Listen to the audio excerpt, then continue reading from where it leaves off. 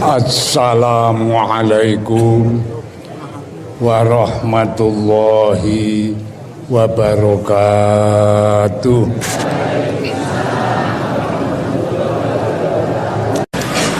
Panjenipun Kanjeng Nabi anggenipun dawuh man qara'a suratal ikhlas marrotan faka'annama qara'a sulusal Qur'an wa man qara'aha marrotaini faka'annama qara'a sulusayil Qur'an wa man qara'aha salasa marrot faka'annama khatamal Qur'an.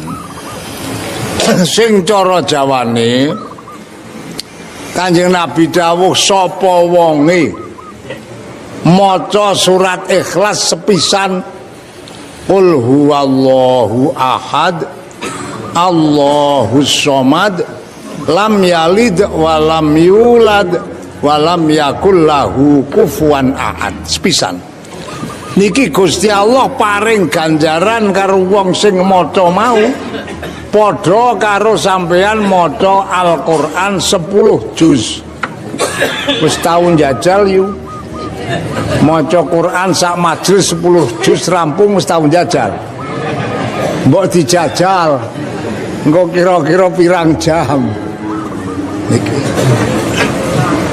Sapa wonge maca surat Ikhlas mau kok nganti ping 2 ambalan, ping pindho, mongko wong iki karo Allah diparingi ganjaran padha karo maca Al-Qur'an 20 juz.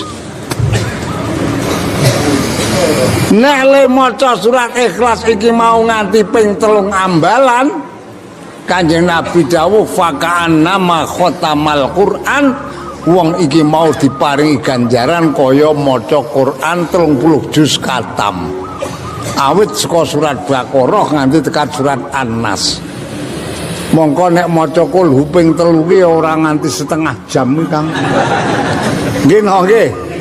Nek maca Quran 30 juz kira-kira rampung sedina ora Kang? Rampung nang mboten? Ora rampung. Lah niki mila monggo. Dawuh-dawuh ngene iki digatekake kanggo celengan kula sampean kabeh. Ning nggih niku nek maca surat Ikhlas niki saben-saben awale maca kudu nganggo bismillahirrahmanirrahim. Lek maca ping 3 ya bismillahirrahmanirrahim ya ping. Lek maca ping 100 ya bismillahirrahmanirrahim ya ping. Tadi setiap arep maca kudu nganggo bismillahirrahmanirrahim. Awit napa nate kedadosan. Zaman Kanjeng Nabi tasik sugeng niki mbiyen ana wong sok abad maca surat Ikhlas ning ora tau nganggo bismillah. Lha maca bismillah mung awal tok. Sateruse teko Qul huwallahu ahad terus ora tau dikei nganggo bismillah.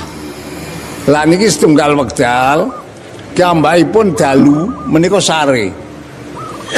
Sare niku nyumpena, ngerti nyumpena nggih? Ngimpi semerep dara kuatah sanget mabur nang dhuwuring Ka'bah. Ning dara semono kae kabeh ora ana ndase. Dadi putul kabeh.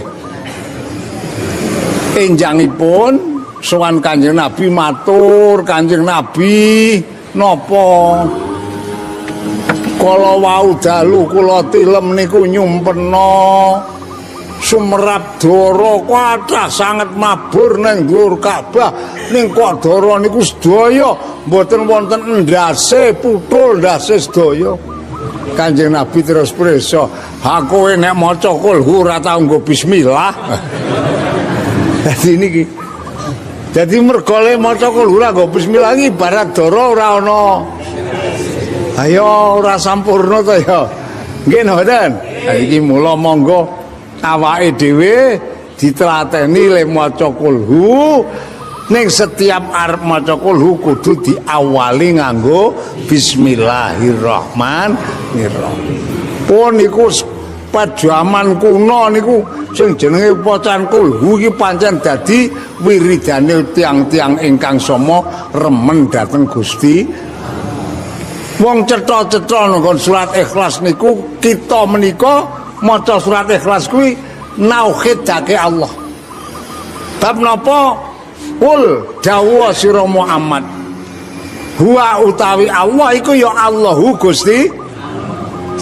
Qul huwallahu ahad. Gusti Allah ku siji ora loro ora telu. Dadi nek ana wong dipenganggep Gusti Allah ki telu kleru. Apa meneh kok Gusti Allah ndek bojo ndek anak. Ana yang bapa, ana yang ibu, ana yang putra. Ha iki kleru panjenengan musyrik niku. Wong Gusti Allah kok telu. Cetha-cetha Quran le dawuh Gusti Allah namung tur dijelaske lam yalid. Lam yalid ki ora peputra. Gusti Allah niku boten walam yulad.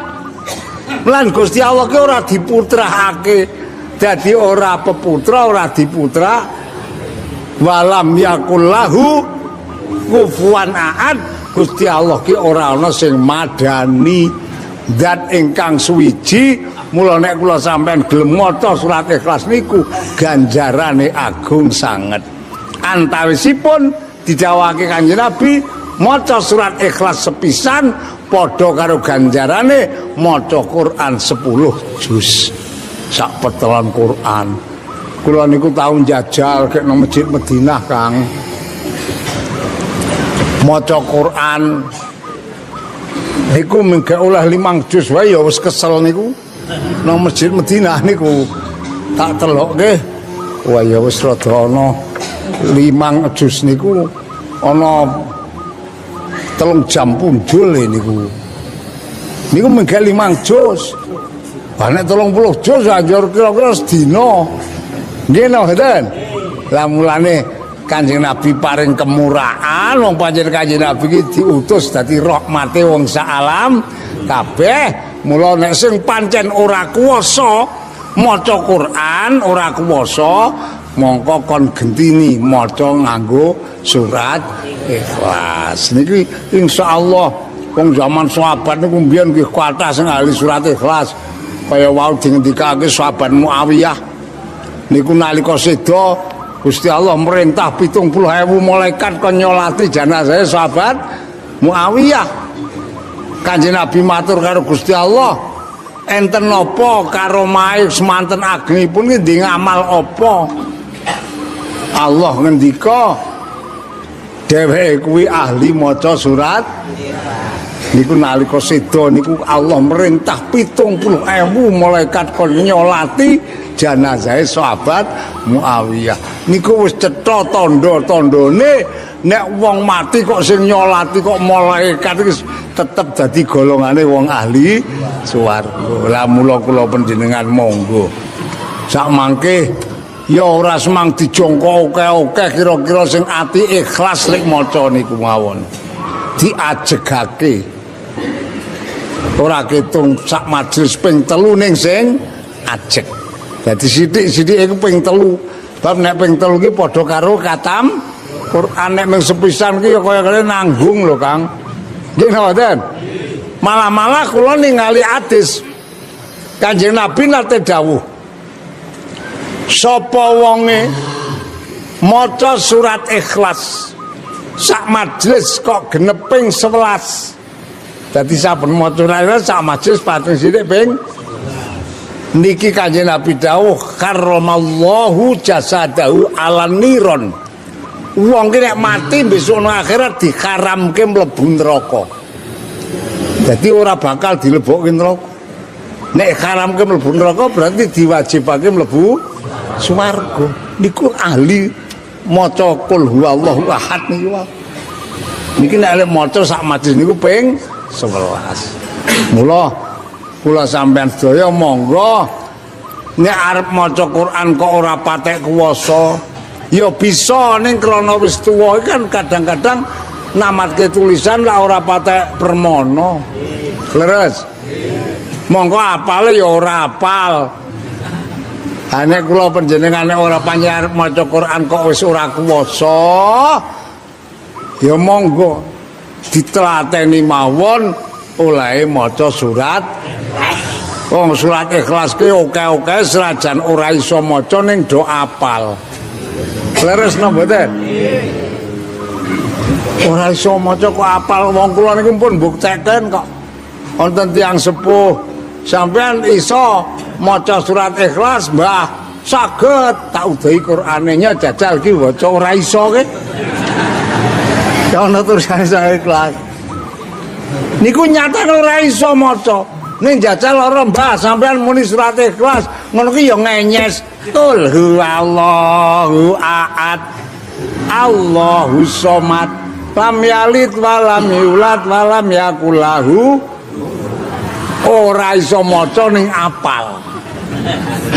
Niku kata-kataipun ngoten. Leres? Mulane wong tuwa-tuwa ngono kuwi kok ora do apal surat Ikhlas, pancen wis mangsane wacake surat Ikhlas. Lah ngene apa nggih? Mula wong kula sampeyan jedo iso maca, ayo ditlateni. Kanggo celengane awake dhewe sing mengko diunduh sakwise kula sampeyan nek ditimbali ngadep nang ngersane Gusti Allah. Niki sampun kathah kecarios para sahabat sing ahli maca surat Ikhlas niku masyaallah karo Allah diparingi berkah. Uripe ya diparingi berkah. Wong ki nek ahli maca surat Ikhlas niku atine ki nek tumindak apa-apa gampang le ikhlas. Atine gampang le lega.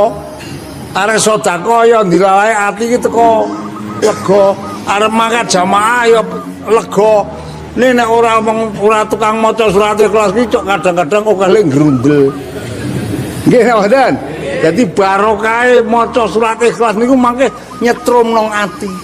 Awake dhewe tumindak amal ibadah apa wae iki nang ati iki dilalae diparingi logro ikhlas. Ora grundelan, ora abot-boten. Niki termasuk amal sing bakal ditampa karo Allah. Sing amal niku saka ati kula sampean tukul napane ikhlas.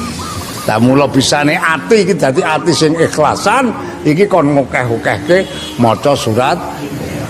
Nek cara ngendikane Imam Abul Hasan As-Sadili, wong iku nek gelem ngajegake ngokehke maca surat Ikhlas iki wong iki mengko arep apa wae karo Gusti Allah mesti arep diparingi ati sing resik.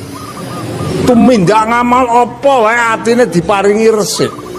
Niki mergo barokah le maca surat Ikhlas niki wau. Dadi surat Ikhlas niku pancen surat ingkang masyaallah karomahe ageng sanget. Mula nganti nonggon ngendi-endi papan panggonan niku surat Ikhlas niku Kanjeng Nabi mesti dawuh. Salat wae sing paling gampang ya nek nyawaca ya teko Qul ya ayyuhal kafirun karo nggih napa mboten? Niku mergo saking karomah lan barokahe surat Ikhlas. Sampun kathah ingkang mbuktekaken. Kula sampun matur wungsal wangsul tiyang ingkang ahli maca surat Ikhlas niku pun pokoke mengko tekan matine karo Gusti Allah diparingi padang jembar kubure. Saking menika kula ngajak dhateng jamaah sedaya monggo awake dhewe do tata-tata ndandani awake supaya gelem ngajegake maca surat Ikhlas. Awake dhewe iki dijadwal dhewe aja semangendelke wong liya.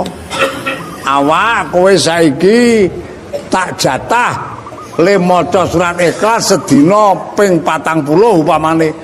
Ha kuwi monggo arep diwaca ping pira, arep diwaca pendaya apa monggo. Ning nek iso niku nek jatah 40 ya 40 niku digenepi. Ora semang uka-ukan ku tak bosen. Nggih napa mboten? Wong kula niki matur ngeten ya kula ya gek ngajari awak kula ya takon. Wah. Arep maca Quran ya pancen ora patekno. Kula gek tak ajari awak kula niki njajal awak kowe kuwi maca surat Ikhlas sedina sewengi genep ana 1000 niki gak tak kandhani mawon. Sakarepmu arek diwaca sak majelis luwe, arek diwaca ping 4 luwe, ping 5 luwe, ning tak kudoke kowe kudu gelem maca surat Ikhlas diresungi ping 1000 niki awak kula gek tak kandhani dhewe. Ngono ae jecok mbeka kok wah jan. Masyaallah. Mula ya monggo diukur dhewe-dhewe. Kula panjenengan upamane kuwate 100 monggo 100. Kuwate 11 monggo 11. Ning aja nganti kurang saka ping 11 dina sewengi niku ndak rugi mangke ya. Wong cara maca surat Ikhlas sak majelis ping 11 niku nggih mboten abot kok. Mboten abot. Lah fadilahe napa? Sampun kula aturaken. Kanjeng Nabi dawuh, wong kok maca surat Ikhlas sak majelis genep ping 11 niki diharamke mlebu neraka. Diharamke napa? Mlebu neraka. Berarti nek diharamke mlebu neraka diwajibake mlebu niki barokah surat Ikhlas. Kula monggo diatur ditata dhewe. Kula mboten badhe nuduhaken kudu yaene ora. Nek pancen panjenengan isane pendak lebar subuh monggo diajekake lebar subuh. Nek isane lebar maghrib monggo diajekake lebar maghrib. Nek isane kok lebar isya monggo lebar isya. Pundi ingkang saged ning nek iso ki ajek ngono lho Kang. Aja ngolah-ngaleh. Ngono ngolah-ngaleh ki mesti leren mestian. Nggih mboten. Digawe sing ajek ngoten lho. Insyaallah apa-apa ki anggere wis diajekake, mangke kitane badhe ditulungi karo Gusti. Mpun nek wis mangsane maca kok ora maca ki rasane lak ati duwe rasa gelo. Ora beda wong tangi bengi niku. Wong tangi bengi gak apa awale pisanane walah jan abote pol kadang-kadang ya alot aras-arasen nggih mboten. Ning nek wis kulino tangi bengi kok njur salah siji wektu kok kerinan ora tangi ngoten esuk-esuk rasane leres mboten. Esuk gelo rasane gelo lah aku ki jan kok ya omong bengi kok ya ora iso nglilir ki ngopo. Nggih mboten. Niku nek sing wong wis ahli tangi bengi, nek sing urung ahli menawa ya ora gelo. Malah nek tangi bengi ora gremengan ya. Nggih mboten. Lah mula monggo. Kula niki nggih ora kok nasihati, ora kok mau idhoi ming monggo aku ngejak bareng-bareng wong kula dhewe ya gek ajar kok. Nek kula ngandhani nek kula wis iso. Nggih nggih. Ah nek kula wis pinter niku jenengane mulang. Wong kula dhewe ya urung iso dadi ya mung teko ayo bebrayan bareng-bareng. Insyaallah mangke nek awake dhewe iki wis do bisa nglakoni yang Allah paring pitulungan. Kula niki pancen ya wis rada bola-bali ngandani awak pancen awak kula buat golongan biying. Tak kandhani mbok ya wong kowe iki wis tuwa meh mati aku ya ngono to. Mbok nek dikirke sedina ke aja kurang saka ping 1000 ngono ngopo. Iki ya tak kandhani tak dundan-dandani tak kandhani ya maca kulo barang ke ya aja mung ping 11 ya genepi 1000. Wong kowe iki maca kulo sedina ping 1000 ki ora nganti 100 dina kok. Wis rampung. Tegese ora nganti 100 dina ki kula sampean ki umure mbocah. Nggih napa mboten?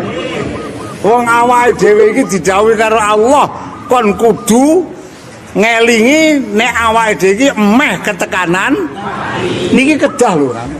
Kedah menika. Aja meneh wah aku mati sukses 15 tahun engkas. Wah, atimu atos angger kok ngono kuwi. Leres mboten?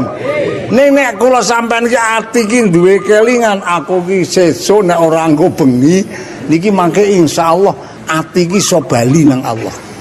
Ning nek anggere iso rencana angen-angen urip dawa, alah titene mbok tuwa mesti petakilan ya. Tenan kok niku. Anggere ati iki jek kepengin urip suwe, wis tuwa petakilan. Niku aestu niku. Niku ngendikanipun Kanjeng Nabi. Mila saking menika monggo kita bareng-bareng khususipun sederek kula sedaya jamaah Selasan donata awake dhewe direksa kaya dawuh Allah ku anfusakum He wong-wong sing padha iman, awakmu do direksa. Nek wis ngreksa awak wa ahlikum, anak putumu bojomu direksa. Direksa apa? Aja nganti mengkono akhire dadi wong ahli neraka. Dadi awake dhewe nang donya iki kok dijauhi karo Allah, kon ngreksa awake, ngreksa keluargane, muga-muga awak lan keluarga kuwi besok nek mati aja dadi wong ahli neraka. Niki dawuhe Allah. Ya ayyuhalladzina amanu qu anfusakum wa ahlikum naro. Niki dawuhe Allah. Saking menika nek kula panjenengan do tata-tata insyaallah mangke sak wanci-wanci ditimbali karo Allah. Insyaallah kita tetap arep diparingi mati sing husnul khotimah. Bab nek ngrungok-ngrungokke sakniki-niki wong mati jan gampang-gampang ora lara ujug-ujug teko nggih napa mboten. Sakniki lakane nggih ora lara teturon bablas mati. Madangnya urung nganti kelek mati. Panjenengan Gusti Allah le ngersake kados mekaten mila saking menika kita sareng-sareng kanthi lantaran ngaji tiap-tiap Selasa muga-muga Allah buka ati kula panjenengan sedaya. Dadi ati sing eling maring Allah, dadi ati sing eling maring akhirat. Dadi ati sing duwe pangarep-arep slamet donya slamet akhirat. Wong awake dhewe iki isih arep ngalami urip rong alam meneh lho Kang. Saiki niki nembe alam ingkang kaping kalih. Mangke nek pun rampung teng alam donya niki kula sampean dipindah nang alam sing nomor 3 apa alam barzah. Alam barzah ki nang alam kubur. Niku dereng teng swarga, dereng teng neraka. Alam kubur niku antarane donya karo swarga. Dadi isih nang alam kubur. Niku teng alam kubur niku mangke wektune mboten dangu kok. Pirang taun, ora semanggo taun kok angger kiamat ki teko rampung. Nggih, angger kiamat ki teko kula sampean lek gogok nang malam barzah rampung. Terus dipindah nang alam sing terakhir ya kuwi jenenge alam lah nek engko wis tekan alam akhirat niku jan pun menungso garek dak dikduk awong nang kono kuwi sok dibagi loro kok Kang menungso sak donya niki awit Nabi Adam nganti tekan menungso sing ana dina kiamat kumpulke nang ora mahsyar sawise dikumpulke kabeh karo Allah digaweke dalan werna loro sing arah ngiwa iki jurusan neraka, sing arah nengen iki jurusan swarga. Engko terus ana dawuh wamtazul yauma ayyuhal mujrimun. Niku ana dawuh. Sawise ana dawuh ni cara Jawane padha misao sira kabeh. He wong-wong sing padha tumindak dosa niki mangke wong sing dosane akeh iki lek ngambah dalan ya sing ngiwa kuwi lho Kang. Konengan mboten gelem niku edine teng akhirat.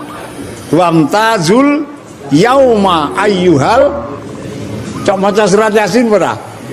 Niku ayat niku lak ngono. Padha misao sira kabeh he wong-wong sing padha tumindak dosa. Niki mangke lek mangku menggok ngiwa. Mbok nengen ora gelem. Mboten purun. Ani sampean-sampean sing ahli ngaji ora ketu ngantukan. Ya. Niki insyaallah sampean iki ya ana dawuh ngono kuwi ora katut malah sampean kok nengen dadine tekan suar. Allahumma niki pangarep-arep kula panjenengan sedaya. Mila monggo sepisan malih kula panjenengan padha nuwun maring Allah muga-muga ati kula panjenengan dibuka dening Allah dadi ati sing padhang, ati sing resik, ati sing krasan dinggoni iman ingkang supados kita sedaya mangke diparingi slamet donya, slamet akhirat. Allahumma amin. Kanthi lantaran pisan malih kula emutaken aja do lali le wiridan surat Ikhlas. Monggo dijatah dewi-dewi awak sampean menurut kekuatane dewi-dewi. Insyaallah daya kala wau nek dijatahi awake dhewe niki insyaallah bisa ajeg. Awit napa ora kepeksa. Nggih nonton. Lah nikilah ajaan kula dhateng jamaah sedaya donga dinonga muga-muga awake dhewe kumpul awit sakniki nganti tekan besok nang akhirat. So bareng-bareng diridani Allah, disyafaati Rasulullah, dituduhake dening Allah, dikersake Allah benjang teng akhirat, dipapakake ana ing swargane Gusti Allah. Allahumma amin. Bapak Ibu lan para rawuh, matur bab halal bihalal. Halal bihalal ki apa to sakjane? Nek delok bahasane ngono kaya-kaya bahasa Arab. Nek bahasa Arab ora kena diterkib. Halalun bihalalun ki njur terkibe dadi apa iki ora iso. Nek bahasa Indonesia ya dudu. Wong Indonesia ki ora ana tembung halal. Sing ana tembung halal ki Arab. Tak teliti halal bihalal niku asline bahasa Arab ning di Indonesiaake. Dadi kathah bahasa Arab sing di Indonesiaake. Kaya tembung sate. Sate niku bahasa Arab. Asline satun. Maknane wedhus. Ning nang Indonesia dadi muni sate. Terus sampeyan mula ana sate iwak wedhus, ana sate iwak pitik. Lah ngono to, Kang? Niki bahasa Arab ning di Indonesia. Termasuk halal bihalal. Niki nggih bahasa Arab ning di Indonesia. Dene maksude halal bihalal niku ya kuwi ngapuran-ngapuranan. Kula njaluk ngapura karo panjenengan maringake pangapura dhateng kula. Akhire wis padha sah ora luput niku nak artine halal bihalal ngoten niku. Lah nek ndelok hadise Kanjeng Nabi halal bihalal niku sakjane ora kudu nang wulan Syawal, Kang. Hadise Kanjeng Nabi ndikaaken mangkana lahu madlamatun li akhihi falyasta'illa minhul yaum. Sapa wonge duwe keluputan karo sepadha-padha mongko enggal njaluk ngapura nang wektu iku uga. Dadi upamane kula karo sampean, kula gadah luput karo sampean gek wulan mulut. Mergo nyolong tegesane sampean upamane. Niki kudune le halal bihalal ya nang wektu niku wulan mulut. Ora kok dundur nang wulan Syawal mboten. Niku nek ndelok hadise Kanjeng Nabi.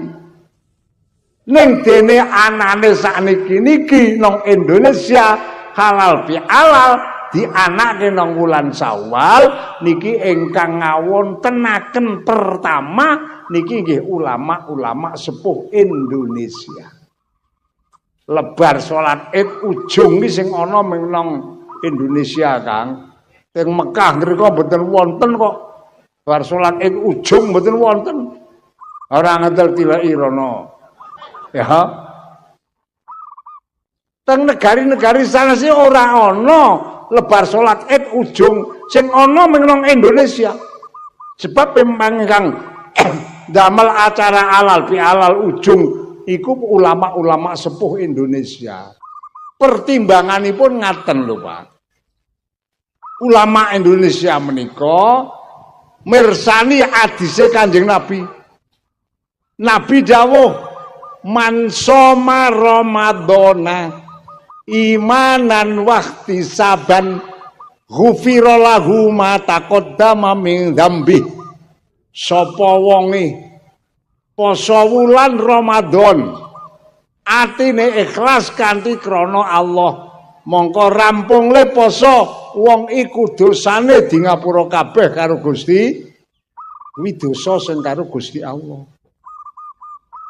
Lah mula ulama sepuh do duwe pertimbangan. Ha iki poso Ramadan ki sing di ngapura dosa lan luput sing karo Allah.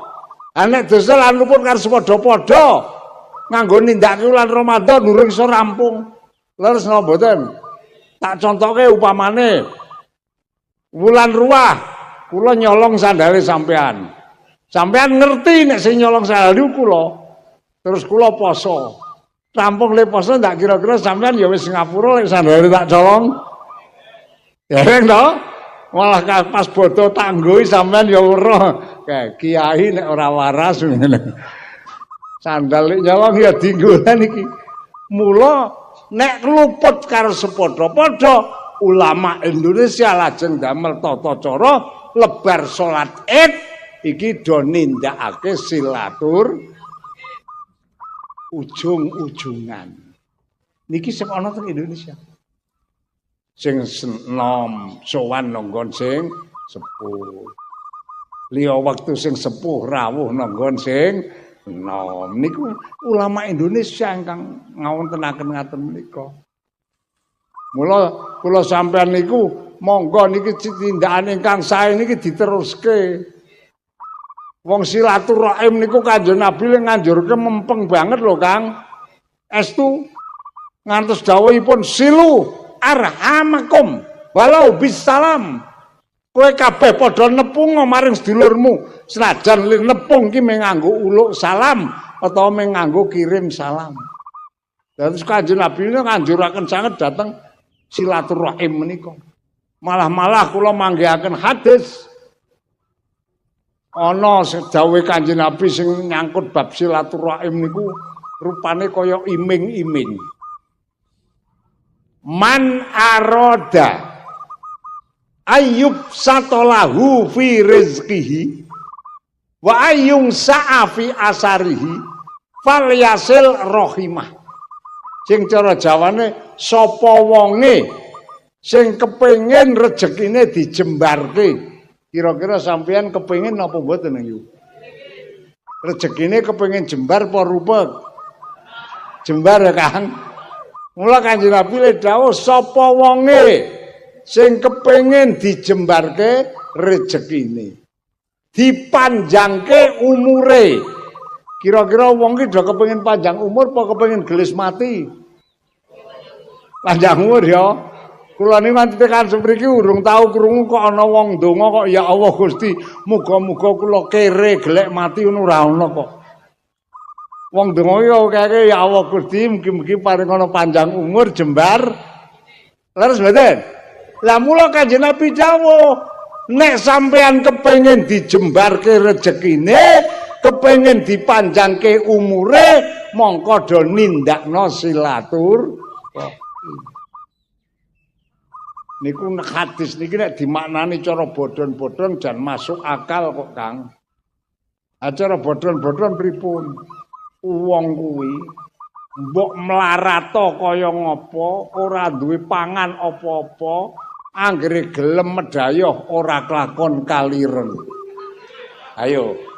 Ora ngandel jajalo. Sampeyan ora ndek apa-apa. Ning gelem medhayoh nang kene. Nang kene ora sugih ngaleh. Engko kira-kira ngolah ngalah iki ndak ya kabeh ora do nyuka. Niku cara bodhon-bodhon. Dadi wong anggere kepengin dijembarke rezekine kon silaturahim. Lan kula gadah keyakinan wong gelem silaturahim bakal dipanjangke umure. Sebab napa? Wong ki selagine isih iso medhayoh sakjege ora kelakon mati. Ngandel ora Kang. Lho iki Kanjeng Nabi niku lek dawuh jan tepat sanget. Mila monggo anane silaturahim menika dipun lestarekaken supados kula panjenengan diparingi panjang umure jembar Allahumma amin. Kula ningali tiang-tiang sak mangke wis alhamdulillah nek dina bodho wis do gelem nindakake ujung nggih. Nek nggen kula Kang, kula jeh rada kecewa. Cah nom-nom nggen kula niku lho. Do nindakake ujung ning ora nggoni tata tertib. Mongko sing jenenge ujung kuwi kudu nggoni tata tertib bisane sampurna. Ning lare nem-nem nggen kula mboten. Lah tertibe wong ujung niku pripun? Tertibe wong ujung niku nisbate anak. Niku nek dina bodho aja ujung rono-rono dhisik, namun bapak mbokne isih urip, sing kudu diujungi iki bapak lan mbokne. Paham napa mboten? Ning lare nggen kula mboten kok, Kang. Bapak mbokne ora diujungi malah sing didikik-dikik lek ujung karo kethek nang gembira loka. Nek kene insyaallah ora ya. Ora beda. Nggih nggih.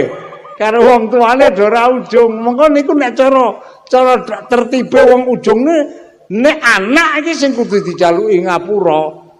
Dhisik iki bapak lan ibune. Lah terus nek wong wedok sing duwe bojo yu dina bodho ki wong wedok sing duwe bojo sing pertama kudu dijaluki ngapura bojomu. Ngono lho. Sebabnya napa Kanjeng Nabi dawuh? Ridallah biridul waliden. Gusti Allah ki arep ridho karo menungso iki, kapan menungso iki diridani karo bapak mbokne. Leres? Njur nek bojo wedok kudu njaluk ngapura karo bojo lanang sing pertama, mergo Kanjeng Nabi dawuh ridho rabbi biridul zauji. Ridane Allah maring wong wedok sing duwe bojo, kapan wong wedok niku diridani karo bojone. Ngibadah mempeng wong wedok kuwi, ning nek bojone ora ridho, ora iso mlebu swarga. Ngono lho, Tun. Ah, kandhanane angel temen. Ah, mboten. Lha kula wani ngandani ngeten iki wong kula nggih.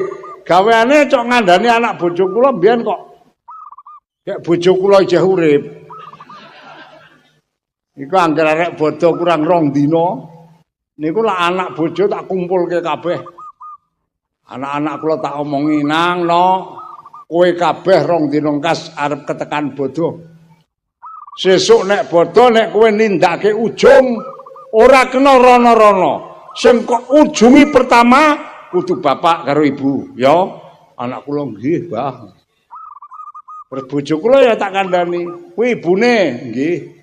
Kowe iki sesuk dina bodho ora kena ujung rono-rono. Mara tuwa barang nomor 16. Sing kudu kok ujungi pertama dina bodho ki mamas aku ya. Wah niku tekan bodho dileksanake tenan, Kang. Jaman kula nggih ngoten. Nek ujung karo bapak biyung kula niku sadurunge salat. Jaman kula bapak biyung kula sing angger salat subuh ngampungan bapak sampun mandhap terus lenggah kursi kula nyedak salaman karo bapak karo ngapura karo bapak iso matur lengko-lengko Pak ngaturaken sedherepan nyuwun pangapunten ya padha-padha ya bapak milecok akeh lupute kowe sing gedhe ngapurane nggih lan nyuwun tambah pendonga Pak muga-muga pinaringan panjang umur ingkang barokah pinaringan rezeki ingkang jembar ya tak donga-dongake muga-muga panjang umur berkah rezeki ini bojomu barang bola-bali mana. Ini bapak ini doain kan ini penjualan dengan akhirnya kesempatan kok bojo kula ini mana penjualan kok. Masya Allah. Jadi doain wong tuwa mandiri lah. Ini makanya nampun rujuk karo bapak nampun terus ngadep rujuk karo dia karo simbro. Wah nek rujuk karo biung itu paling abot. Kula niku bola-bali arep dina bodho ujung karo biung kula niku ora iso matur. Angger salaman mek iso muni bu ngono ki tok wis nangis. Boten saged ngucap apa-apa. Begitu nyebut bu nangis. Sebab teng ati kula niki duwe pikiran penemu. Ayo ya. Aku ki anak lenger kasake biung kuwi suwe banget. Nganti tekan semene gedene tuwa ora iso males apa-apa. Iku pikir kula. Kira-kira nek anake ngerkasane mbok nemen apa betul. Tangan-tangan kula niki biyen karo simbole digembol niku sangang sasi awan bengi ora tau gendhetak lho Kang. Terus betul. Mandang mangsane arep nglahirke 1000 loro. Sing ngrasake men biung tok. Bapak orangnya mati loro. Ayo. Ngandel ora. Niki lek dadi nek bodho ujono wong tuwa wedok niku nangis mergane niku. Masyaallah. Kono bekasan. Nalika bayi cenger pendak esuk sore didusi leres rampung ngedusi diturokke nang sikile mbokne selonjor ndase nang kono sikile nang kene ditapeli diwedhaki dibarut nggih napa mboten kadang-kadang urung rampung le mbarut nguyoi kuwi sing duyoi lakang lorone mbokne nganti tekan tuwa urung iso males kuwi. Nek bayi lanang apa nek bayi wedok mono ora patekno lepas. Lek nguyoi men teko nang lakang, nek lanang kaya kowe kuwi Don.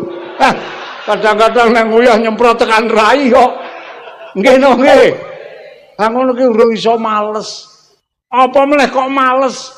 Tawa wae urung tau kula niku nganti biung kula mati. Tawa pripun, Bu? Gandeng kula mbiyen gek cilik. Wis bola-bali nguyoi ngisingi lakang lorone ibu, sakniki kula pun gedhe tuwa, monggo ibu nek arek ngersake nguyuh, wong ngising teng lakang kula. Kira-kira wis ana anak sing gelem tawa ngono kuwi. Wis ana. Adine kok bodo-bodo kok ora gelem njaluk ngapura pancen edan kok kowe. Niki nek digawe sing saknemene. Dadi mula dianjurake kula sampeyan iki nek halal bihalal nganggonana tata tertib. Insyaallah nek lek kula sampeyan nindakake ujung halal bihalal iki nganggoni tata tertib bakal pikantuk ganjaran ingkang langkung agung. Contoh sing kirang cetha. Kanthi poso dosane wis di ngapura kabeh karo Gusti. Kanthi halal bihalal njaluk ngapura karo wong tuwa karo tanak bulu tangga teparo wis oleh pengapura kabeh. Berarti kula sampeyan iki lahir batin wis ora duwe dosa. Nggih napa nggih? Kok mati tangan wektu iku insyaallah dadi golongane wong ahli swarga. Allahumma mula sakniki monggo kula ngemutaken dhateng wong wedok-wedok sing pelgek bodho rung njaluk ngapura karo bojone. Iki engko bali terus njaluk ngapura ya yu. Wong ana kok iki sing urung njaluk ngapura karo bojone.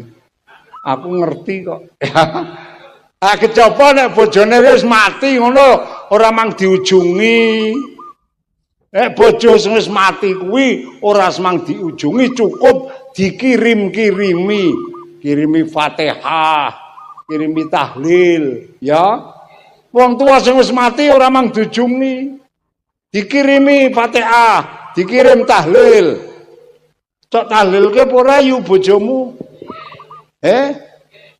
Nek ngirimi bojo sing mati diwacake tahlil, diwacake surat Fatihah, diwacake Al-Qur'an, iku sak lebare maca tahlil, maca ayat Qur'an kudu dianani donga kirim. Ya, bab nek ora dianani donga kirim ora tekan, Kang. Kula sampean nahlilke bapakne mbokne. Nek wis rampung niki dianani donga kirim. Donga kirim ki ora kudu cara Arab. Ora tayang cara Arab kok. Sing cara Arab kok sing diwaca Pak Kaum kae. Tau krungu sampean. Do nyadranke lek sing imami tahlil kaume to. Wah, lampung le tahlil ndonga. Allahumma balligh waj'al wa ausil wa taqabbal misla sawabi makono. Dawa banget. Mandang wis rampung tak takoni Kang Lun. Kowe ngerti maknane lek ndonga? Mboten. Oleh donga mlipit ngono kok ora ngerti karepe jajal. Iki kaume nggon aku. Kaume nggon sapa? Lah mula nek cara kula timbang donga cara Arab ora ngerti karepe atau ora iso, kuwi nek arep kirim ki nganggo cara Jawa wae sing gampang. Bar rampung tahlil, rampung maca Quran, diangkat tangane Allahumma sholli ala Sayyidina Muhammad wa ala ali Sayyidina Muhammad. Ya Allah Gusti, anggen kula maca Yasin, anggen kula maca tahlil, mugi ganjaranipun yen paringaken dhateng bapak biyung kula ingkang sampun sami bangka. Ngene ya. Wah, niku wis tekan kono. Iki nek wong anak ngirim karo wong tuane. Paham mboten? Kira-kira iso apa ora Kang nek ngono kuwi? Iso. Ha nek wong wedok sing ngirim bojone ya ngono yu. Ya Allah Gusti, anggen kula maca tahlil, anggen kula maca Yasin, mugi ganjaranipun yen paringaken dhateng almarhum bojo kula Kang Jono. Ha upama jenenge Jono. Oh niki wong tuwa bojo sing dikirim ngoten niku masyaallah. Nang alam kubur bungae tan kira-kira. Sing wong tuwa dikirim karo anake, alhamdulillah Gusti. Anak-anak kula panjenengan dadosaken laring kang bektos dhateng tiyang sepuh. Kula sampun pejah tasih sama ngintun. Mugi anak kula panjenengan paring ana panjang umur iki. Iki bapakne lek ndongake ngono ki lho Kang. Ning mong ya ana, bapakne mati ngantekan seprene urung tau nahlilke. Mongko sawahe dipek dhewe. Wah jan anak edan iku ngono kuwi. Ya, paham mboten? Wong wedok sing bojone mati ya ngono yu. Bojo sampean wis mati dikirim bungae tan kira-kira. Bojo sing dikirim saking bungae matur karo Gusti Allah. Alhamdulillah Gusti. Kula dipun paringi bojo dening panjenengan ingkang sanget bektos dhateng kula. Ngantos kula sampun pejah nyatanipun bojo kula tasih bektosi kula. Mila kanthi remen kula dhateng bojo kula Gusti, mugi ya bojo kula enggal penyan susulaken kula menika. Ya. Alhamdulillah. Lho niki perlune halal bihalali ben iso ngerti ngono lho. Aja men teko bola-bali ngaji halal bihalal ning ora ngerti prakteke. Ndak bodoh ora gelem njaluk ngapura karo bapakne mbokne. Sing wong wedok ora gelem njaluk ngapura karo bojone, kuwi jenenge ngaji halal bihalal ora oleh ilmu sing manfaat. Paham? Paham? Mila sami menika monggo. Wontenipun halal bihalal perlu kita lestarekaken kanthi manut petunjuk-petunjukipun para ulama. Supaya anggen kita nindakaken rupane halal bihalal iki oleh ganjaran saka ngersane Gusti Allahumma. Dadi senengane ujung, jenengane mertamu niki kegolongke golongane silatur. Kanjeng Nabi menika le dawuh silu arhamakum aksiru minal ikhwan fakin nalikul mukminin syafaatan yaumal qiyamah. Kowe kabeh nang donya iki padha ngokeh-okehno golek sedulur. Padha ngokeh-okehno golek kanca. Sebab kabeh kanca iku mengko nang akhirat bakal paring syafaat. Dadi wong nek nang donya sedulure akeh, benjang sing akhirat sing nyafaati kathah. Nek nang donya iki ra ndek sedulur, sampean nang kono kere ora ono sing nyafaati. Lho niki dawuhe Kanjeng Nabi, aksiru minal ikhwan. Mula monggo awake dhewe pupung jeh wulan Syawal khususe anane ujung dipun lajengaken. Ki nambahi pasedu aja nganti kula sampean kok dadi wong urip kok medhot sedulur. Aja tenan Kang. Medhot sedulur niku resikone abot. Kanjeng Nabi sampun dawuh, ingsun besok nang dina kiamat ora bakal paring syafaat karo sapa wae umatku sing nglakoni medhot sedulur. Ngibadah kaya ngapa nek medhot sedulur? Benjang teng dina kiamat Kanjeng Nabi mboten kersa nyafaat. Niki abote wong medhot sedulur. Kan kadang-kadang medhot sedulur ki terjadi ya Kang ya. Besanan ora sida dadi medhot sedulur. Terus tembunge ya ora sida ya ora apa-apa. Wong wedok akeh. Wis pokoke aku karo kowe krana lek besanan ora sida wis pokoke rujak sentul. Kowe ngalor aku tak ngidul. Les duluan wis cukup semene. Dadi godhong ora arep nyuwek, dadi kayu ora arep nuklek. Dadi banyu ora nyawuk. Iki namine medhot sedulur. Nggih napa nggih? Ah niku kaya ngono resikone abot. Sok nang akhirat Kanjeng Nabi ora kersa paring syafaat. Malah kula nate buka kitab ana cerita nang negari cedhake Arab mriku. Niku ana wong sedulur kakak beradik kandung. Ah niku mbuh apa perkarane? Mandang wong tuane wis mati kabeh, bapak mbokne niki kok terjadi medhot sedulur. Sing enom adine niku sanjang karo kakangne.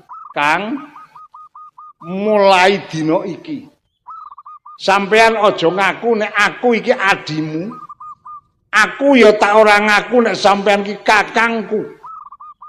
Aku tak lunga saka desa kene. Kuwi kabeh tinggalane bapak simbok kok PN kowe kabeh. Aku tak ora njaluk. Niki akhirnya lunga. Nang Mekah. Pindah wonten Mekah, mapane cedhak karo Masjidil Haram. Lah sareng sampun dugi Mekah. Niku ngibadahi masyaallah. Lelakone dadi apik banget. Setiap salat fardu 5 wektu niku mesti jamaah nang Masjidil Haram. Ora tau ora jamaah.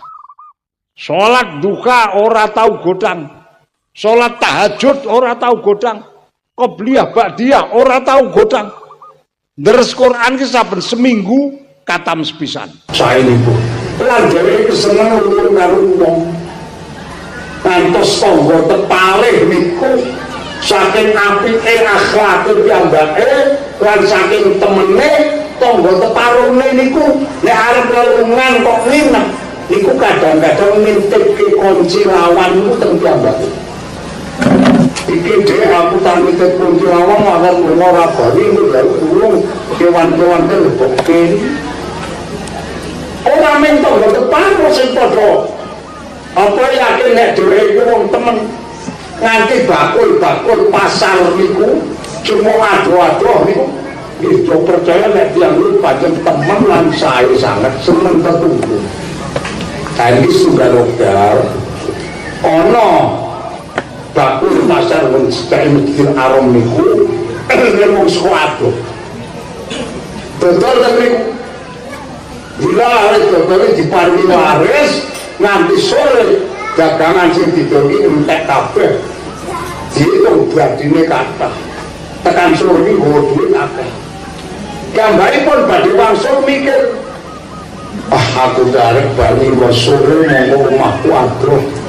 Ora ana kendaraan kudu mlaku, monggo nggo duit semene akeh. Iki nek tak gowo engko nek dicekat wong nang dalan dijaluk aku ya bakal kelangan. Pikir-pikir jadi aku tak balik tak demi balik duit kita titipnya ngomong kaya wae sing teman akhirnya pun tiang niku dugi dengan tiang ini Assalamualaikum waalaikumsalam upamane jenenge Pak Dula alhamdulillah nggih kula badhe nyuwun tulung dhateng panjenengan pripun niki kula lak griyane tebih lakul dodol teng mriki niki paringi laris. Lan iki pikantuk badhe ingkang kathah lan iki kula ajeng wangsul niku kok was-was mangke nek kula bali cegat wong nang dalan duwite ni jaluk wong kula dadi ora duwe mula sakniki badhe kula titipaken panjenengan sok ben tiya dina kula pendet. Oh nggih mriki ditampa. Yange wangsul mandang wis 3 dina parani arep dijikuk duwite sing ditipke niku tekan ngomah kono ngluk salam asalamualaikum waalaikumsalam sing metu wong wedok bojone terus ditakoni wonten perlu napa Mas sampean tindak mriki kula niki Mbak Yu badhe mendhet arta ingkang kula titipaken dhateng garwa panjenengan keranten artane badhe kula ginakaken kagem kulaan bojone jawab bojo kula niku pun pejah. Kapan niku kala wingi? Mongko pejahe dadak mboten sakit. lan mboten nilar wasiat napa-napa. Dados nek sampean titip dhuwit teng bojo kula niku tasih teh mboten kula mboten ngertos wong bojo kula nggih mboten nyanjangi napa-napa. Nek sampean kok ngoyak-oyak kula kajeng mendhet dhuwite kula mboten sanggup wong kula mboten dipasrahi. Ah iki sing titip dhuwit lak judeg. Wah priye yo.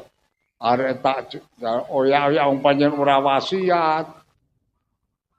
Ya wis lah aku tak pamit bae. Mbak Yu, nggih ngaten rumiyin kula tak nyuwun pamit. Oh nggih. Bali. Bali iki mampir nang Masjidil Haram. Tekan Masjidil Haram pas gek ana kiai mulang ngaji. Teng Masjidil Haram niku nek ana pengajian kiyaine jagong kursi ngeten iki. Terus sing wong ngrungokke do ngubengi. Iku teng Masjidil Haram. Tekan sepriki, Kang. Nek ora ngandel rono kandhane kok nguyang-guyu. Teng Masjidil Haram niku ngoten niku. Ha niku terus tiyang niku pas ana Mbah Kyai mulang ngaji niku melu ngaji. Bar rampung ngaji, tiyang niki nyedak karo Mbah Kyai badhe matur. Napa nang? Badhe nyuwun barokah. Barokah apa? Kula menika nitipaken dhuwit dhateng sedherek. Sinareng badhe kula pendhet, sederekna sampun pejah. Mongko mboten nilar wasiat dhateng keluarga. Sehingga anak bojone mboten wonten ingkang ngertos. Lah niki kula nyuwun berkahipun Mbah Kyai, sagedipun dhuwit kula niku wangsul niku kados pundi Mbah Kyai? Mbah Kyai terus mendel ngendika. Ya ngene wae ya nang ya nggih. Nek kowe takon mujahadah gelem, nggih nderek Mbah Kyai. Nek gelem kowe takon mujahadah telung bengi. Maca iki nganti telung bengi. Engko nek wis malam terakhir, malam telung bengine rampung lehmu mujahadah, engko pas jam telung bengi kowe teko nang sumur Zam-Zam. Mangklung nang sumur Zam-Zam, engko wong sing mbok titipi dhuwit ki jenenge sapa kok undangan. Kuwi ngene, wong iku nek nang alam kubure diparingi kenikmatane Allah, iku diikhtiari nganggo mujahadah ngene terus diundang saka sumur Zam-Zam, iku biasane cok semaur. Engko nek diundang semaur takokke dhuwitmu sithik. Nggih, Mbah Kyai. Tenan. Dilakoni. Telung bengi mujahadah, terakhir jam telung bengi teko nang sumur Zam-Zam. Mangklung diundang. Pak Dullah bola-bali ora ana jawaban apa. Nganti subuh ditunggu, mboten wonten jawaban. Tiyang niki terus wangsul dateng Masjidil Haram, mirengaken pengajiane Mbah Kyai malih, rampung pengajian matur, Mbah Kyai napa? Dawuh panjenengan sampun kula lampahi. Wau dalu niku malam ingkang terakhir, kula sampun dumugi wonten ing sumur Zam-Zam lan tiyang kang kula titipi dhuwitne sampun kula undang, namung boten wonten jawaban menapa-menapa Mbah Kyai. Mbah Kyai terus ngendika, ndak dheweke nang alam kubur iki disiksa karo Gusti Allah ya nang. Nyemangkaaken Mbah Kyai kawula mboten mangertos. Wis ngene wae nggih. Kowe nek baleni mujahadah meneh sing wingi kok waca gelem derek Mbah Kyai. Wis ki balenono meneh lek mujahadah wingi telung bengi. Ning mengko malam terakhir nek wis rampung mujahadah, kowe ora teko nang sumur Zam-Zam, ning teko nang sumur Burhut. Mun istirahat sumur Burhut, wong sing mbok titipi dhuwit ki jenenge sapa dundang. Niki adate wong iku nek nang alam kubure disiksa karo Allah, dimujadahi ngene iki, terus diundang saka sumur Burhut, iki cok semaur. Oh nggih Mbah Kyai. Lakon malam terakhir jam 3 bengi rampung mujahadah terus nang sumur Burhut. Mangklung nang sumur Burhut diundang Pak Dullah ngopo? Gek diundang sepisan semaur. Ki ambake oleh jawaban ngoten niku malah grogi. Ora nakokke duwite sing dititipke ning krana kelingan ngendikane Mbah Kyai. Wong ki nek nang alam kubure disiksa iki diundang sesumur bodoh cok semaur. Niki malah ditakoke priye Pak Dullah sampean mati nang alam kubure priye. Wah, aku ki rekoso banget. Awet dilebokke kuburan nganti seprene awan bengi aku ora leren-leren disiksa karo malaikat. Yang ditanglet. Lah sampean ki jaman uripe lak yo ngibadahe petul. Wong nyatane salat ya ora tau godang le jamaah. Salat sunat qobliyah ba'diyah ora tau godang, tahajud duha ora tau godang, ndres Quran seminggu katam, karo tangga seneng tulung. Kok iso? Iya pancen nek wong umum ngarani pancen ngono. Ning sampean tak wae weruh. Amal bagusku sing tak lakoni kae kabeh ora ana sing ditampa karo Allah. Mergane napa? Mergane aku nang donya nglakoni medhot sedulur. Dadi wong medhot sedulur ku arek ngamal kaya ngapa ora ditampa karo Allah. Mula njur aku saiki iki nang alam kubure disiksa karo Allah mergo amal bagusku ora ana sing ditampa karo Allah. Lah niki malah sing njuk kandha sing titipi niki. Dene dhuwitmu sing dititipke aku ijeh tak deleh nang isor kasur sing cok tak turu aku kono kowe mara nang omah omongo karo bojoku kon njikuki. Niku wong mati isih ngerti karo wong urip jajal. Ngono kok jarene kok ngirim wong tuane kok ora gelem mati kok dikirim ora tekan andasmu jeblok kok. Jadi wong mati niku karo sing urip-urip tetep ngerti lho, Kang.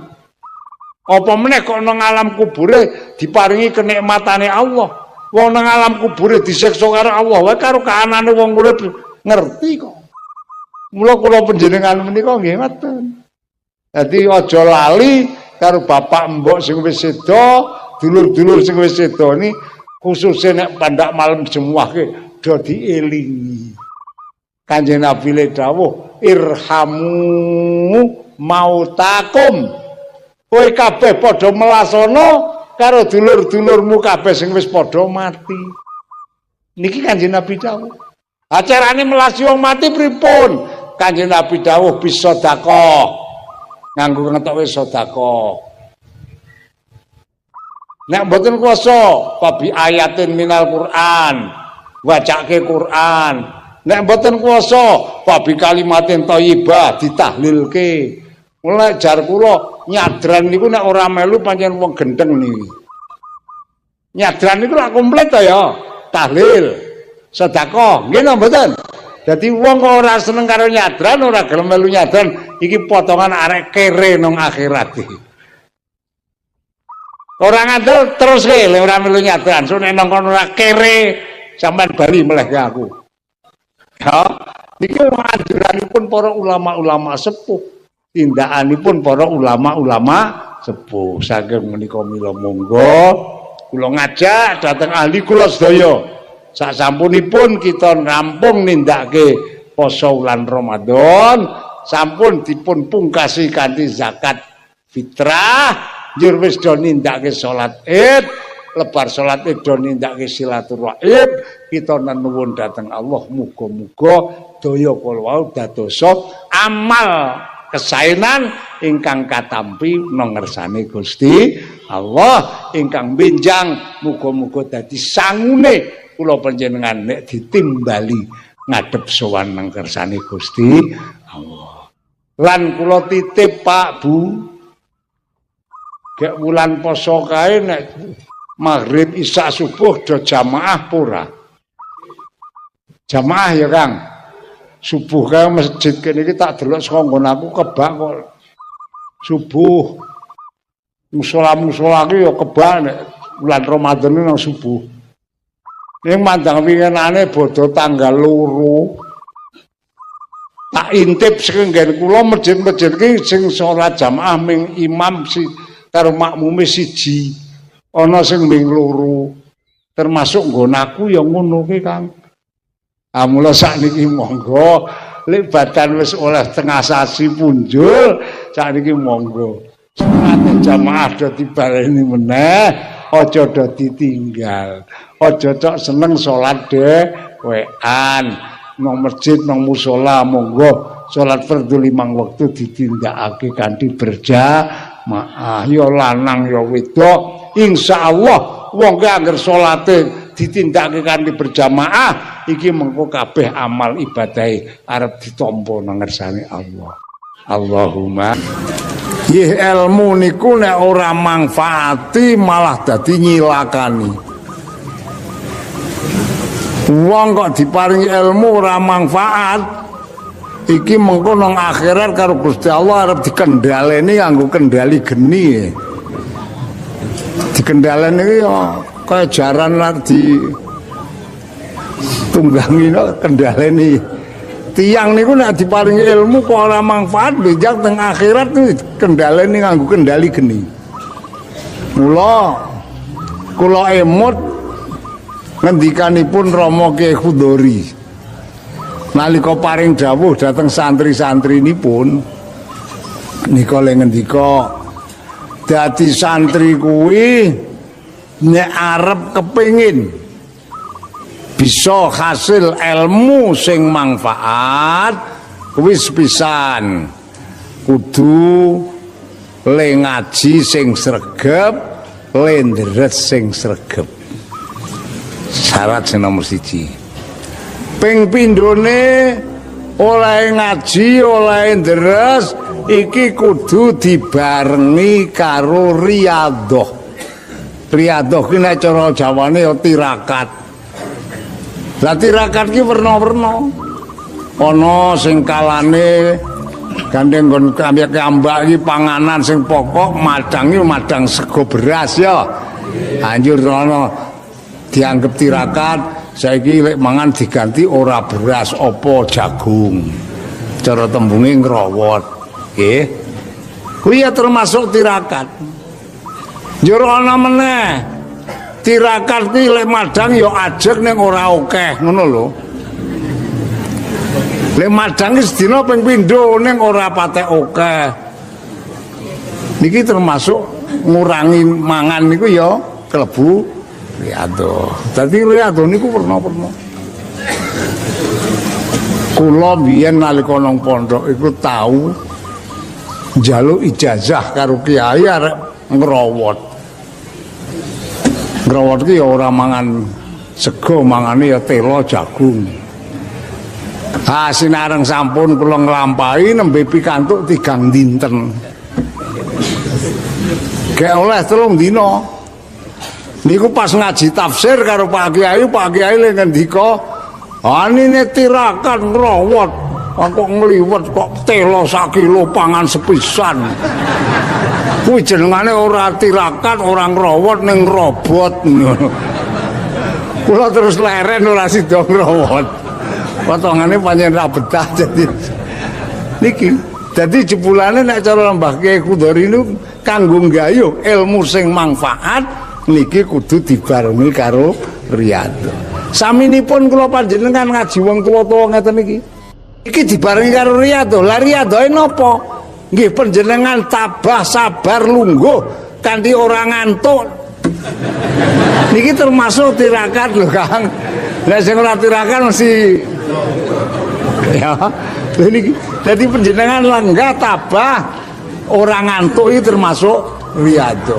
Niku insyaallah hasil ilmu mesti manfaat. Amin. Ini sing ngantukan ya. Aku malah ngaji ngantuk lar-lar iki malah kuwatir. Kuwatire apa? Kuwatire niku mengko nek sing diomongke kuwi pedhot dalan le nampa niku lah dadi upamane Pak Kiai ngomongke wong Islam kuwi diharamke mangan iwak babi upamane ya. Ane pas Pak Kiai ngomong ngono kuwi wong Islam kuwi pas ngendika meneh diharamke iki turu. Anjur krungu-krungu mangan iwak babi. Ha iki terakhir bali oh jebulane wong Islam kuwi oleh mangan iwak babi lagi. Iki mergo turu dadi bahaya niku. Nggih mboten? Niki mergane turu mulane aja turu wah. Kula samane nek pedhot ngoten niku. Dadi iku salah gedaden. Paham niki nggih? Dadi niki ilmu sing manfaat niku pancen bisane asil kudu dibarengi nganggo riyadhah. Lah terus meneh Mbah Kyai Khudori le paring dawuh nek kepengin oleh ilmu sing manfaat tur barokah kanggo nggayuh barokah ilmu kuwi dadi santri kudu tansah golek ridane bapa guru. Dadi santri kok aja nganti dibendoni karo bapa guru. Niki insyaallah ilmune manfaat tur barokah. Niku cara dawuhe Mbah Kyai Khudori. Ya pancen nggih tak buktek-buktekke kula menika gadah rencang. Kalih niku mongko ngalim kabeh. Sing setunggal niku mondok nang Garda. Sing setunggal niku mondok nang Payaman. Niku kula kenal kabeh wong loro niku. Ki ambek ngalim sedaya. Sing mondok nang Payaman ku yo ngalim. Sing mondok nang Garda ki yo ngalim. Tapi tekan arepe bali saka pondok niku ora oleh ridane guru. Dadi apa lek bali mberot apa pripun guru niku ora rido. Niku kok kedadeane kok dadi mboten karuan to. Sing mondok nang Payaman niku mandang krana baline ki ora oleh ridane guru, kok terus dadi syariate iki dadi beda karo kiyaine. Dadi kitab sing diwaca ki ora kitab sing nalika maca ngaji nang pondok kuwi sing diwaca kitab siji. Amun anjur tindakane dadi beda. Wong biyen nek nalika mondok nang Payaman kuwi nek salat subuh ya nganggo donga kunut. Mandang wis bali ki ora tau donga kunut. Biar gak mondok nang Payaman ki nek bulan Ramadan lek traweh ya ping 20, mandang wis nang omah kok lek traweh ping 8 jajan. Wah ampun mboten kanten-kantenan. Niku kula wonge kenal. Lah nalika semanten tasih urip kula niku tau diundang pengajian nang kampunge Ki Ambake. Terus Ki Ambake diundang pengajian niku. Le njaga nang jujugan ngoten. Bareng kula mlebu nang ruangan niku semrep Ki Ambake terus tak ndegi tak mek-mek. Mas, aku arek ngaji muludan ning sampean ramang werna-werna.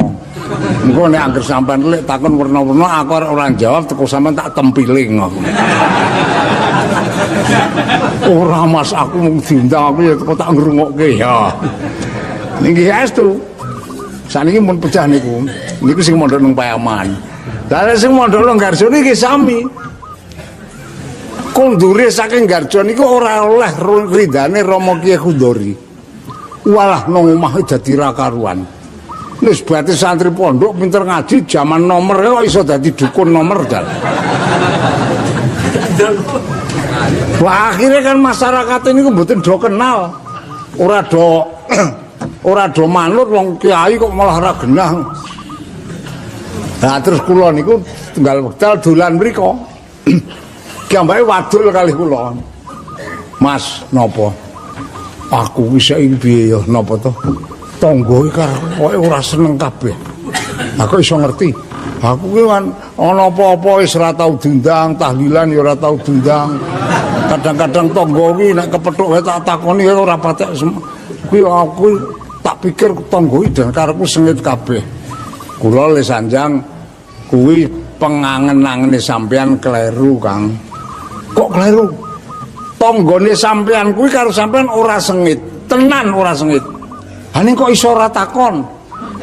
Aku nek ana apa-apa ora tau diundang, mergane tanggane sampean kuwi namatke sampean ki do pangkling. Lah kok iso pangkling? Sebab sampean lek anggo-anggo ora pas, aku ya ngono. Lah kok ngono? Ha nek kethu ki lak angku turane lak dinggono ngendas. Ha ning sampean kethu deleke ndengkul. Dadi wong-wong ki ora do ngoten kok rumangsa. Apa iya heeh. Ha contone aku ya sampean santri pondok malah dadi dukun nomor. Jenengane kethu deleke ndengkul ki tanggane ku do pangkling.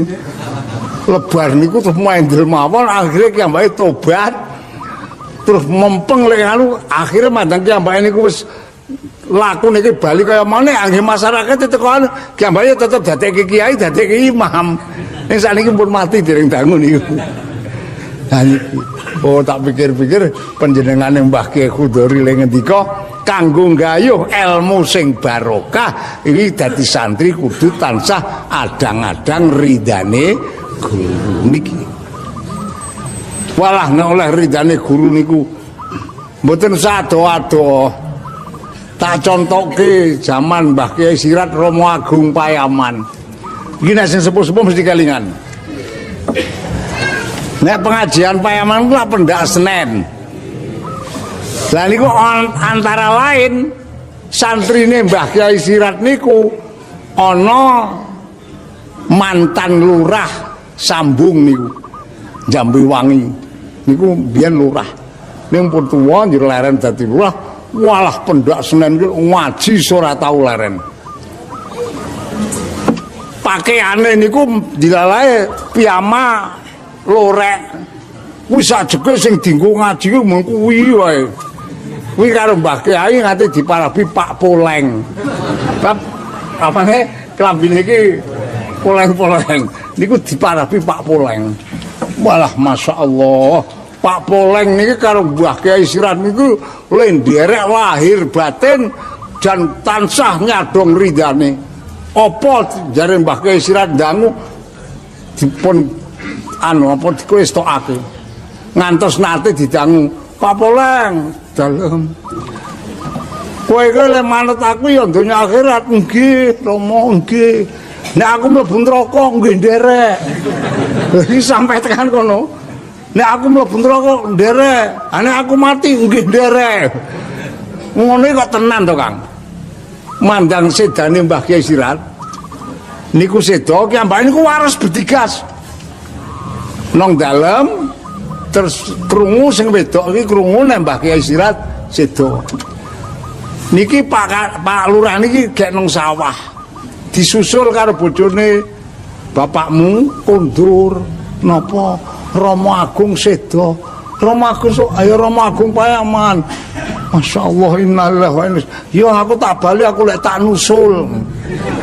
Wong aku wis arep nderek Romo wangsul terus wudu salat duha niku pas sujud kok teko mati to Kang. Ora lara niku.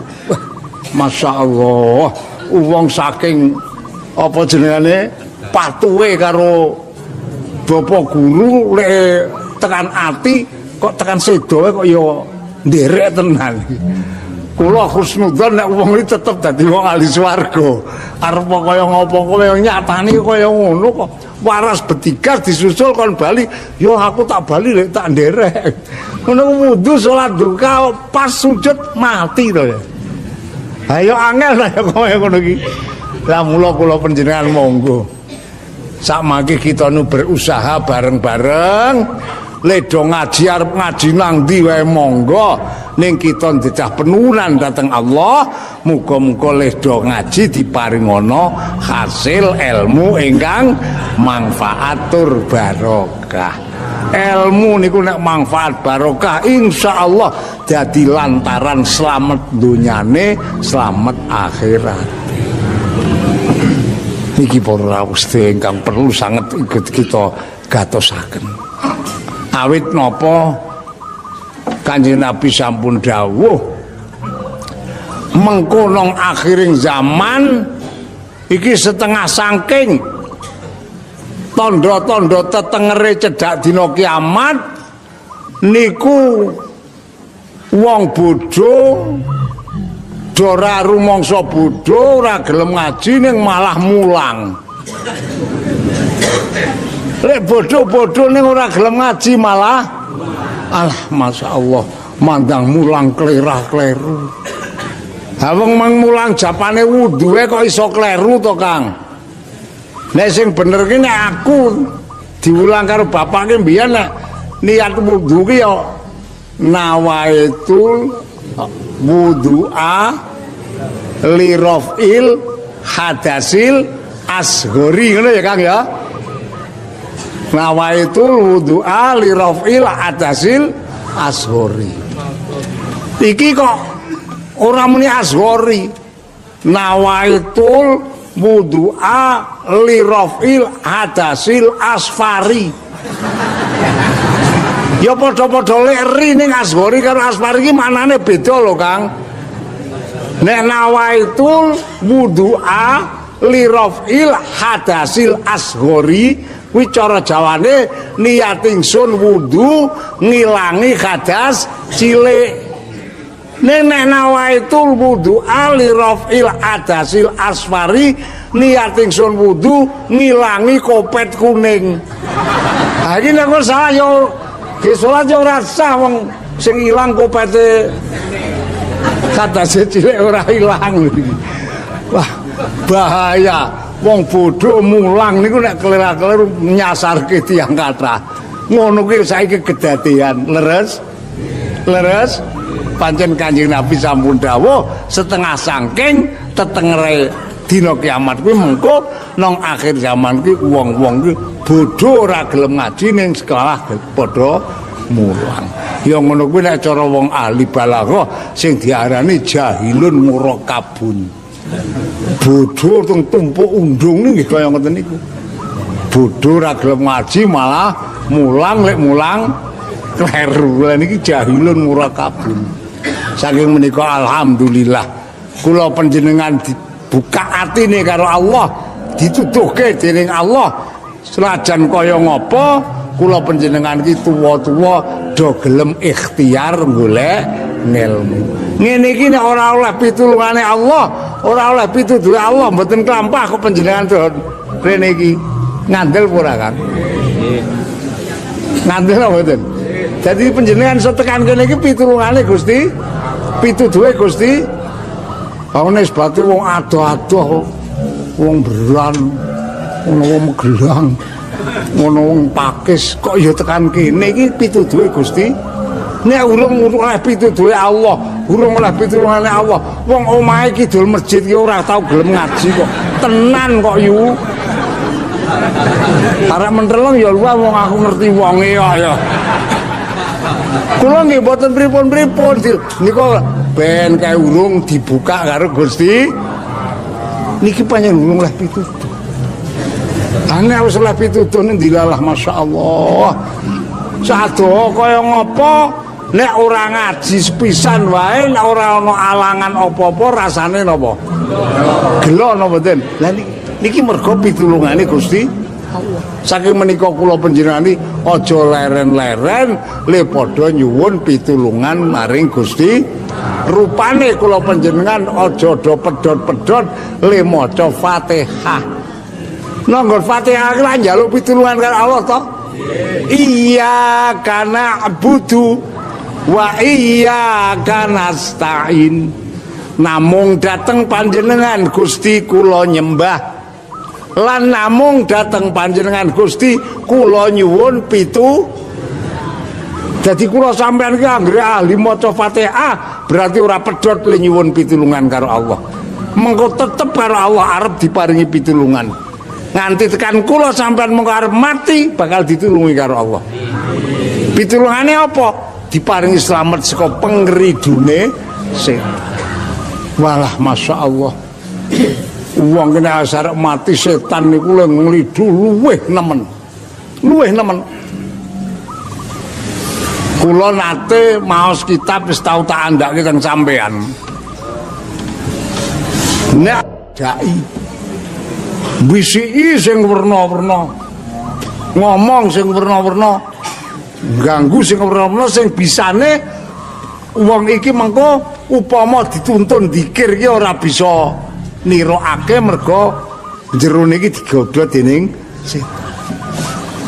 Niku nek arep mati setan niku lek nggodho luwih nemen. Mula kula panjenengan sedaya niki monggo aja pedhot-pedhot pendak wektu iki le maca Fatihah. Nek lebar salat ki aja lali le do maca ayat kursi. Insyaallah anggere lebar salat ki le wiridan ayat kursi ora do lali, kita menika kalian Allah tetep badhe dipun reksa. Amin. Saka pengridune setan. Awit Kanjeng Nabi nate dawuh. Ngendikanipun ngaten. ayat kursi iki nalika arep diturunake dening Allah saka Lauh Mahfuz nang langit donya. Allah ngendika ayat kursi kowe arep tak turunke nang langit donya. Niki setunggalipun ayate Allah sing nalika arep diturunke nang langit donya iki duwe pematur dhateng Allah iki namung ayat kursi. Sanese mboten wonten. Ayat kursi matur dhateng Allah, Gusti kula ayat panjenengan badhe panjenengan turunaken wonten ing langit donya ugi kula nderek mboten badhe bangga sinaosa wonten ing donya niku kebak maksiat namung semantena kula gadah panuwunan dhateng panjenengan dalem Gusti. Apa penjalukmu ayat kursi menawi kula dipun turunaken wonten ing langit donya penuwunan kula namung setunggal Gusti. Apa?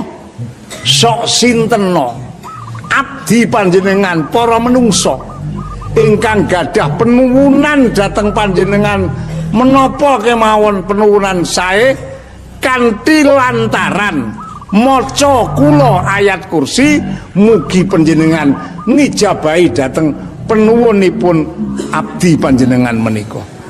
Allah terus ngendika, nek penjalukmu ngono tak turuti ayat kursi. Dadi kawulaku sing padha dipenuran karo aku kanthi lantaran maca kowe apa penjaluke arep tak turuti. Niki Allah ngendikanipun dhateng ayat kursi. Mula kula panjenengan sedaya niki diaturake nek lebar salat ki aja do lali ninggal, aja do ninggal maca ayat kursi ora ketung ming ping sepisan. Syukur-syukur diajek kake. Kula kemutan nalika taun 17 badhe pemilu. Kula menawi sowan dhateng Mbah Kyai Munajat wonten Salatiga.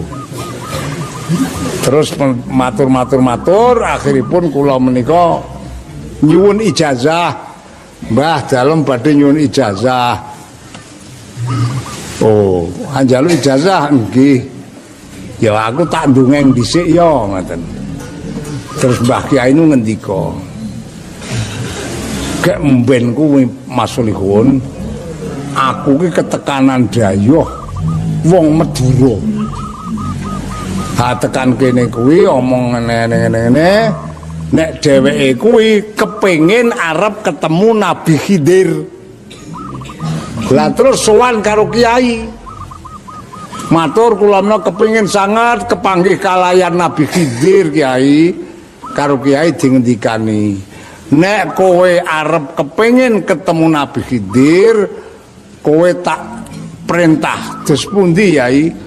Kowe sowana kiai sak Jawa iki jumlahe 1000 kiai. Kowe njaluk pendonga. Kon sowan kiai 1000 sak Jawa niki. Lah niku Mbah Kyai Munajat lha ngendika, kuwi nalika tekan kene kuwi gek oleh 300 Mas Solihun. Gek oleh 300 kiai. Mongko niku lek mlaku wis ana 6 sasi. Iku gek oleh 300. Nah, terus antawisipun panjang Mbah Kyai ngendika, ya kuwi sampean nganu wae Mas Solihun, diajekake pendak lebar salat fardu 5 wektu, kuwi sampean maca ayat kursi ping 3. Pendak lebar salat fardu 5 wektu, maca ayat kursi ping 3. Ning sadurunge ngaten, sadurunge nglakoni maca ayat kursi ping 3 pendak lebar salat, kuwi sampean kudu merloke sepisan wae. Engko bengi kuwi ayat kursi sak majelis diwaca ping 1000, aja leren. Ah kula dadi deg-degan ya. Akhiripun kula aslas bismillah aslah. Nek Gusti Allah maringi pitulungan ya kuat. Kula estu niku arepe nglakoni maca ayat kursi pendak lebar salat fardu ping 3 niku tak lakoni dawuh Mbah Kyai niku. Jebulane maca ayat kursi ping 1000 niku nggih mboten suwe kok. Lebar salat Isya rampung kula mboten medhun terus lekas maca ayat kursi. Lek rampung jam 1. Lah mboten dangu ta niku. Dadi lebar salat Isya niku mboten medhun kula terus maca ayat kursi niku. Le rampung jam 4. Sebabe napa? Mandang wis oleh 600. Kuwi lek maca ayat kursi kok tekan surat Yasin barang jam. Tekan surat Waqiah ayo. Dadi bola-bali niki sing marai dadi suwe klerak-kleru kuwi. Maca ayat kursi kok tekan surat Yasin barang. Namun alhamdulillah saged rampung ya kuwi nganti jam 4. Mulane nek sampean ora ngantel engko bengi jajal wis to. Ping 1000 niku nganti jam sekawan. Lah alhamdulillah kula awit menika dipun paringi dawuh kalian Mbah Kyai Mno, bismillah aku tak nglakoni maca ayat kursi kaya apa sing dingendikake Kanjeng Nabi. Ngantos sapriki alhamdulillah awit taun 7 dosa kula tetep tak lakoni, tak ge-aji-aji, tak ge-gindolan nek menawa niki tekan mati kula niki mangke dituntun karo ayat kursi nganti tekan swargane Allah. Niki penuhunan kula namung ngaten menika ora nyuwun apa-apa. Ning nyatanipun kanthi barokahipun ayat kursi menika nggih ingkang saged kula tampi pirang-pirang keuntungan pisan. Kula niki nggih alhamdulillah nek ana bala coba apa-apa ya dilalai ya diparingi slamet. Direksa karo Gusti Allah. Ana corona barang ya ora kambon kok aku kok. Niku tak angen-angen barokah ayat kursi niku. Niki